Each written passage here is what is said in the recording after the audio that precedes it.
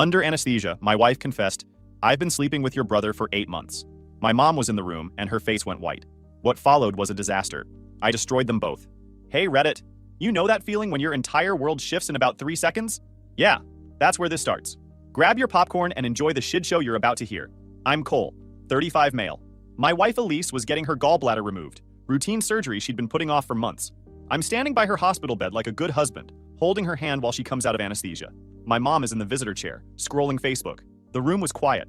Elise was mumbling random stuff as the drugs wore off, complaining about the IV, asking for water, typical post-surgery babbling. Then she dropped the bomb I never saw coming. I've been sleeping with your brother for 8 months. Crystal clear. No confusion, just a plain statement delivered like she was commenting on the weather. My mom's phone clattered to the floor. The nurse froze. I felt like someone had punched me in the chest. Elise kept going, completely oblivious. Ronan makes me feel alive again. You're always working. He actually cares about what he has. I looked at my mom. Her face had gone white. I recognized that look. It was the look of someone getting caught. What is she saying? I asked her quietly. She bent down to pick up her phone, hands shaking. Cole, she's not herself right now. People say all kinds of crazy stuff under anesthesia. I asked you one question. The nurse cleared her throat awkwardly. Sir, patients often have vivid dreams during recovery. I held up a hand. My eyes stayed locked on my mother's face. The woman who raised me, who taught me about integrity and family loyalty, who was now looking at me like I'd caught her stealing. Mom? She sank back into the chair. I don't know, son. I told you she's not herself right now. Elise was still mumbling, bits and pieces floating up from her subconscious. Hotel rooms and lying to me about girls' nights. How Ronan was everything I wasn't. Spontaneous, exciting, attentive. Each word was like a knife twisting deeper. I walked out before I said something that would get me banned from the hospital. Sat in my car in the parking garage for 2 hours, hands gripping the steering wheel. 8 months. My wife had been sleeping with my brother for 8 months, and my own mother not only knew about it, but was basically covering for them. Her nervousness told me everything. But here's the thing about being betrayed by everyone you love. It clarifies your priorities real quick. I wasn't going to be the victim here. I was going to burn their whole world down and walk away whistling. I spent the next week playing the concerned husband while Elise recovered, brought her soup, fluffed her pillows, listened to her complain about the incision pain, even drove to 3 different pharmacies at 2 a.m. when she couldn't sleep. Let her think she's safe. Meanwhile, I started digging. First stop was our cell phone records. We'd been on a family plan for years. What I found made my stomach turn. Hundreds of texts between her and Ronan over the past 8 months. Phone calls that lasted hours. The pattern was obvious once you knew what to look for. Every time Elise said she was having dinner with her sister, there was a call to Ronan. Every girl's night out matched up with Ronan being mysteriously unavailable for our usual hangouts. What really got me, though? The way they were trash-talking about me. Ronan calling me boring. Elise complaining that I was emotionally unavailable. Both of them laughing about how clueless I was. I screenshotted everything, saved it all to a secure cloud account. Next, I checked our credit card statements. Hotel charges I'd never seen before. Restaurants in parts of town Elise claimed she never visited. Even a jewelry purchase from Tiffany's that definitely wasn't for me. Ronan had been wining and dining my wife with money from the business we co-owned. Yeah, forgot to mention that part. Ronan and I ran a construction company together, something we'd built from nothing over 10 years. We were equal partners, shared bank accounts, and trusted each other completely, which meant he'd been using our joint business funds to finance his affair with my wife. That's when I called Mateo. Mateo Cruz was my college roommate, now a private investigator who specialized in corporate fraud. We'd stayed close over the years.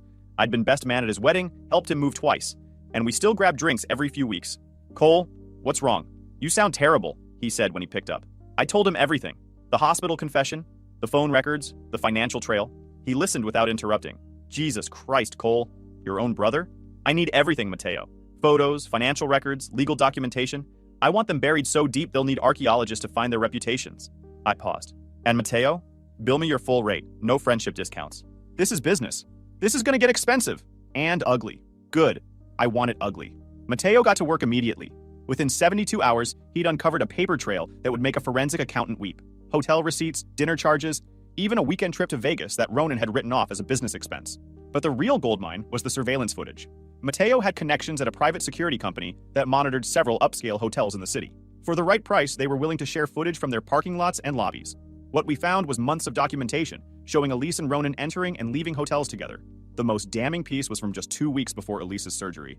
Clear footage of them in the lobby of the Marriott downtown, Ronan's hand on the small of her back as they walked toward the elevators. She was wearing the dress I'd bought her for our anniversary. I sat in Mateo's office watching my wife and brother on his laptop screen, and I felt something cold and final click into place in my chest. 3 days later, Ronan showed up at my office unannounced. He walked in like he owned the place. That cocky smirk I'd grown up with plastered across his face. Cole, we need to talk. I looked up from my desk. About what? About you neglecting your wife and then getting all upset when someone else steps up to take care of her. The nerve of this guy. He wasn't even pretending to be sorry. If anything, he seemed proud of himself. What did you just say? He sat down across from my desk, leaning back like he was holding court. Elisa's been telling me how unhappy she is. How you work all the time. Never pay attention to her. Treat her like a roommate instead of a wife. So yeah, I've been there for her. Someone had to be. What did you expect? You've been there for her by screwing her in hotel rooms? He shrugged. She needed to feel appreciated. You weren't doing it, so I stepped in. That's what family does. We take care of each other. He winked. The bastard was sitting in my office, confessing to an 8-month affair with my wife, and somehow making it sound like he was doing me a favor. I still wonder how I didn't break his jaw that day. And the business money you've been stealing to finance this family support? His expression didn't change. I've been investing in client relationships. Elise comes to business dinners sometimes. It's all legit. $60,000 in fraudulent expenses is legit? For the first time, Ronan looked surprised. You've been tracking my expenses? I've been tracking everything, Ronan. Did you really think you could steal from me and sleep with my wife without consequences? Ronan leaned forward, his mask slipping. What are you gonna do about it, Cole? You're too much of a pushover to actually fight for anything. You'll complain, but in the end, you'll do nothing. You always do nothing. I stood up slowly. Get out of my office. Or what? Or I'll throw you out myself. In pieces. He laughed. You and what army, little brother? You've always been soft. Mom knew it, I knew it, and apparently Elise figured it out too. Maybe if you'd grown a backbone years ago, your wife wouldn't have needed to find a real man. He stood up, straightening his jacket like he just won something. Elise is happy for the first time in years. If you actually cared about her, you'd want that for her too. But you don't care about anyone but yourself. After he left, I sat there for 5 minutes just breathing. All the rage was slowly building up. It was taking me all the patience in the world not to do something I'd regret. But that's not how I handle things. Because I was about to teach the golden child a lesson he'll never forget. That night, I called Lauren, Ronan's ex-wife. She lived about 20 minutes from downtown, and when I asked to meet, she agreed immediately. We met at a coffee shop near her place. I'd already ordered her usual. She looked surprised that I remembered. You've got a good memory, she said, settling into her chair. Some things stick. She looked healthier than I'd seen her in years, and she seemed genuinely happy. How are the kids? Really well, actually. Lana made honor roll again, and Billy's finally found his groove in high school. They're happier since the divorce. She paused, studying my face. But you didn't ask me here to catch up, did you? I pulled out my phone and showed her one of the hotel security photos. Her face went pale. Is this your... No way. Wait, check this out. I showed her more photos. Different hotels, different dates. Her hands were shaking by the time I'd scrolled through them all. He's doing it again, isn't he? She said quietly. Oh my God. I am so sorry, Cole. 8 months that we can document. Probably longer. She closed her eyes. I knew he hadn't changed. I knew it. But everyone said I was bitter, that I needed to move on and stop bad-mouthing him. Your kids? Do they still see him regularly? When he bothers to show up? Which isn't often. He's always too busy with work or his new girlfriend, Rebecca. She paused. Or apparently with your wife. That's when I laid out my plan. Not all of it, but enough to let her know that justice was finally coming. Ronan's been stealing from our business to finance this affair. When this comes out, he's gonna lose everything. If you want your child support payments to continue, you should probably get a court order for asset seizure before he can hide the money. Lauren's lawyer brain kicked in immediately. How much are we talking about? Conservative estimate? About $60,000 over 10 months. Business funds used for personal expenses, including hotel rooms and jewelry for my wife. I pulled out a folder from my briefcase. I had Mateo compile a preliminary report for you. Names, dates, amounts. Your lawyer can use this to fast-track the seizure. She flipped through the documents, her eyebrows rising higher with each page. Cole, this is incredibly thorough and generous. You didn't have to do this. Yeah, I did. Ronan screwed you over for years, and you deserve to recover what you can. Besides, your kids need that support money. She was quiet for a long time. What do you need from me? Just be ready to act when the time comes. And Jen, when this is over, Ronan's gonna come crawling back claiming he's changed, that he's learned his lesson. Don't fall for it. Never again, she said firmly. I learned that lesson the hard way. Meanwhile, Mateo was digging deeper into Ronan's activities. What he found was even worse than I'd expected. Ronan hadn't just been stealing to fund his affair. He'd been systematically looting the business for months, creating fake invoices, inflating expense reports, and skimming from client payments. Cole, Mateo said during one of our meetings. This is organized fraud. He's been planning this for a long time. How long? Based on the financial patterns, at least a year. He's been setting up to either push you out or dissolve the partnership and take the assets with him. I nodded, not surprised. I'd suspected something was off about our quarterly numbers for months, but I'd given my brother the benefit of the doubt. Family loyalty, right? What else? There's something else, Mateo continued.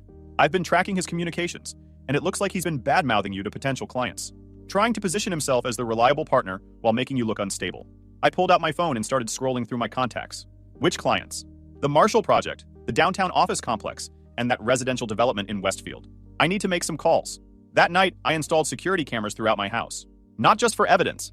I had a feeling Ronan might try something stupid when his world started falling apart. But first, I called my housekeeper Maria and gave her the next 2 weeks off, with full pay. She'd been with us for 3 years, and I wasn't about to let her get caught in the middle.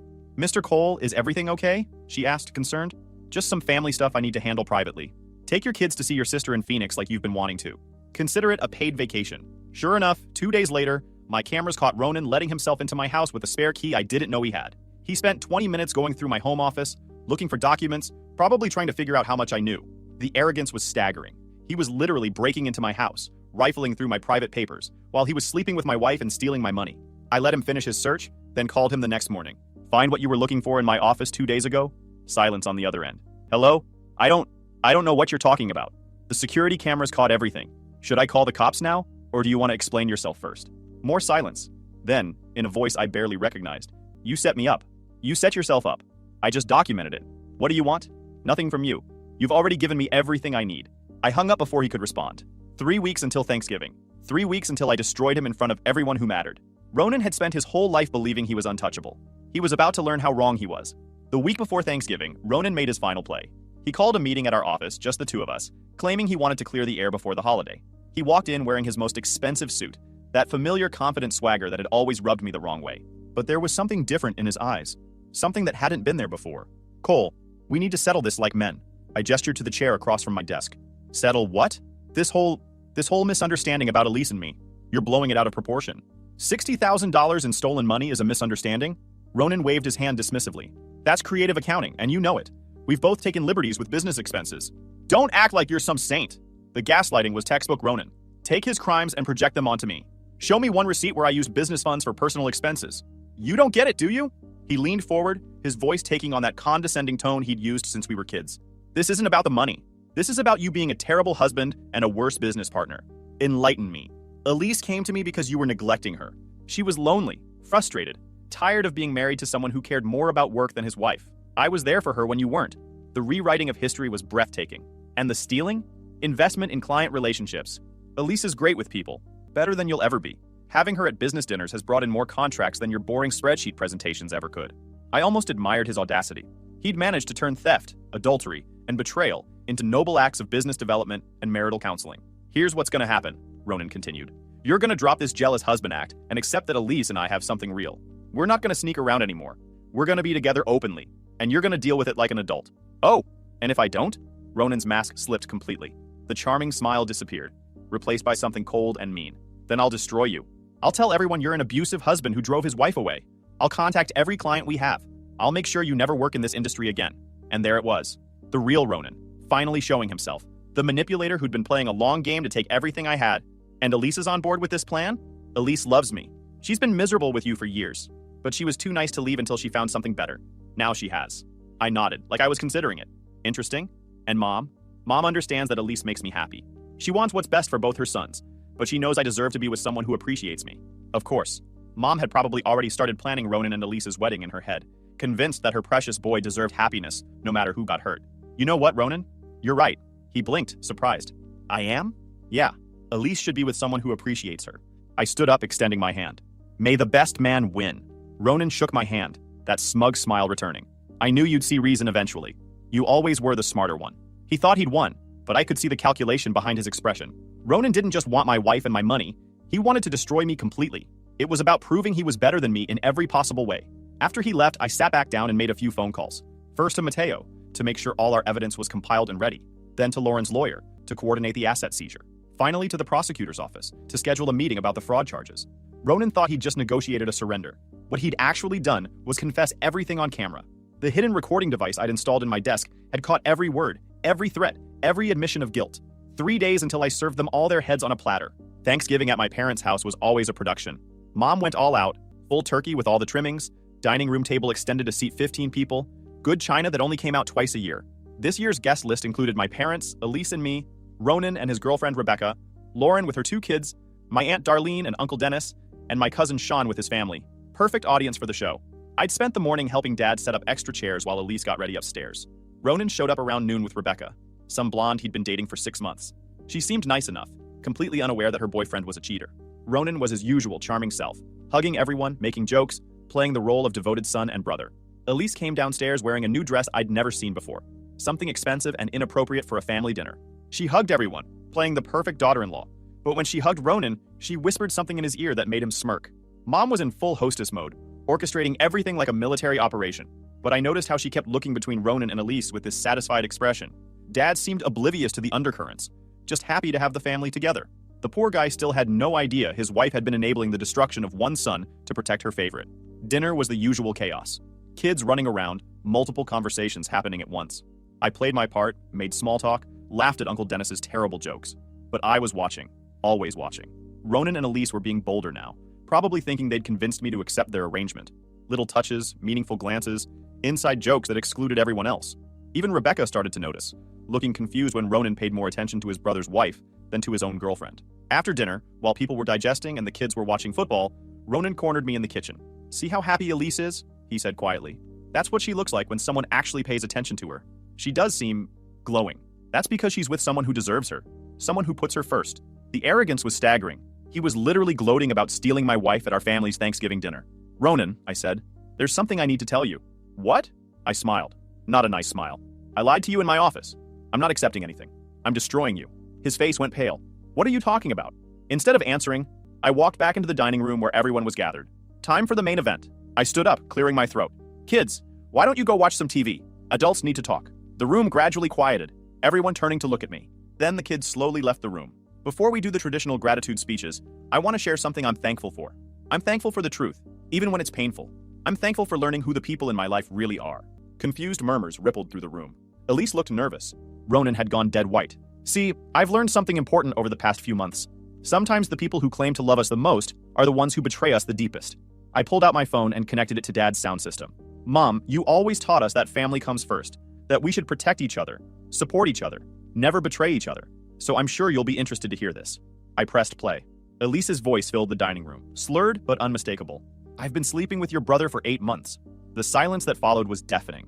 But I wasn't done. I let the recording play for another 30 seconds, her drugged confessions about Ronan making her feel alive, about me being a neglectful husband who deserved what I got. Then I switched to the conversation I'd recorded in my office just days earlier. Ronan's voice filled the room, cold and calculating. "This is about you being a terrible husband and a worse business partner. Elise came to me because you were neglecting her." Gasps echoed around the table. Rebecca stood up so fast her chair fell over. "What the hell is this?"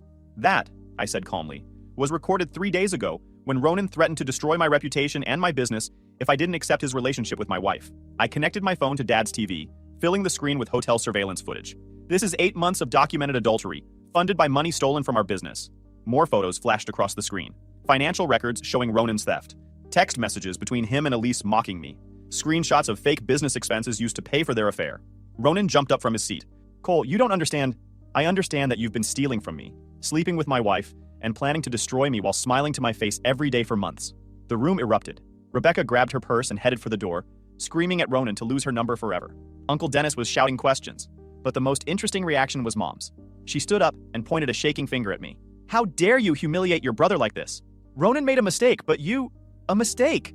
I turned to stare at her. "Mom, he's been betraying me for 8 months. He's stolen $60,000 from our business. He threatened to destroy my career if I didn't let him keep sleeping with my wife. What part of that was a mistake? Ronan is hurting. His divorce was hard on him. He's been struggling. So that gives him the right to destroy my marriage and steal my money?" Dad had been silent through the whole exchange, but now he stood up slowly, his face a mask of barely controlled fury.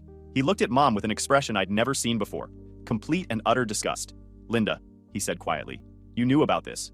You knew our son was stealing from his brother and sleeping with his brother's wife, and you said nothing." Mom's chin lifted defiantly. "Ronan is my son. I'm not going to abandon him when he needs support. Cole is your son too. Cole is strong. He can handle this. Ronan needs our help right now." The room went dead silent. Dad stared at Mom like he'd never seen her before. "Our son," Dad said slowly, "has been betraying his brother in the worst possible way, and your response is to make excuses for him? I'm trying to hold this family together.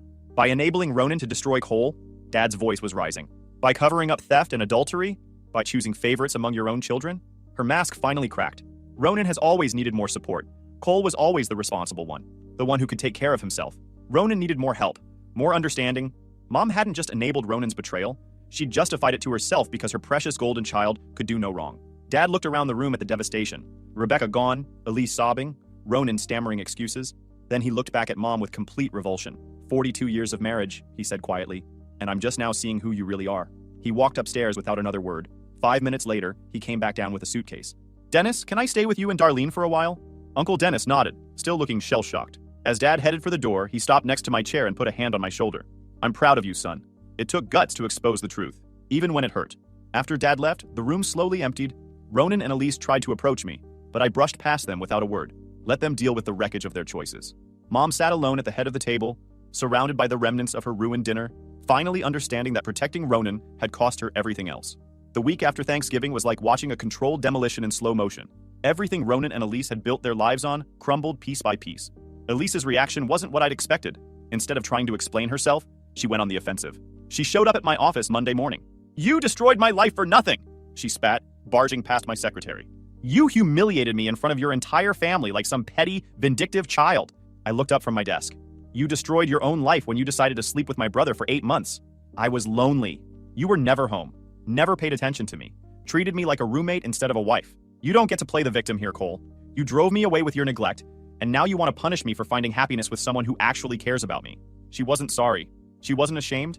She was mad she got caught. And me? I was looking at her feeling absolutely nothing, like she was dead to me already. "Pack your stuff and get out of my house." Our house.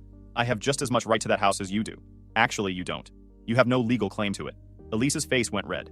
"You planned this. You've been planning to throw me out from the beginning. I planned to protect my assets from someone who turned out to be a thief and a liar. Lucky me. Let me tell you about the divorce, though. That afternoon, I hired a divorce attorney and filed no fault. We got temporary orders for exclusive use of the house, froze the joint accounts, and kicked off discovery. She was served 2 days later at her parents'. She took a swing at spousal support. The affair receipts and the business fund stunt torpedoed it. 6 months later, the decree was signed. She kept her car, clothes, and whatever she could prove she bought. I kept the house and the company. Clean break. Now back to the scene. She kept ranting for 10 minutes straight, until my cold replies finally got on her nerves, and her mask finally dropped. "Screw you! You're a cold, selfish bastard who cares more about your precious reputation than your wife's happiness. Ronan was right about you." She stormed out, slamming the door hard enough to rattle the windows. An hour later, I got a call from Mateo. "Cole, you need to know. Elise has been calling your clients, telling them you're having a mental breakdown and can't be trusted with their projects." The vindictive bitch was trying to destroy my business out of spite, but it backfired. Most of my clients knew me well enough to recognize manipulation when they heard it. Several called to express their support and to let me know what Elise was doing. Within 2 days, word had spread through the construction community that Elise Carver was trying to sabotage her own husband's business after being caught cheating. Instead of damaging my reputation, she'd destroyed what was left of hers. Ronan's situation was even worse. The asset seizure Lauren's lawyer had filed went through immediately, freezing all his accounts pending the fraud investigation. He couldn't access his savings, couldn't use his credit cards, couldn't even pay his rent. He showed up at my office Wednesday, looking like he'd aged 5 years in 5 days. The cocky swagger was gone, replaced by the desperate posture of a man watching his world collapse. "Brother, we need to talk." "No, we don't. You're destroying me over a woman who doesn't even love you. You want to throw away our brotherhood over someone who was just using you for stability?" Even now, facing complete ruin, he was trying to manipulate me. "Get out of my office. I'm your brother.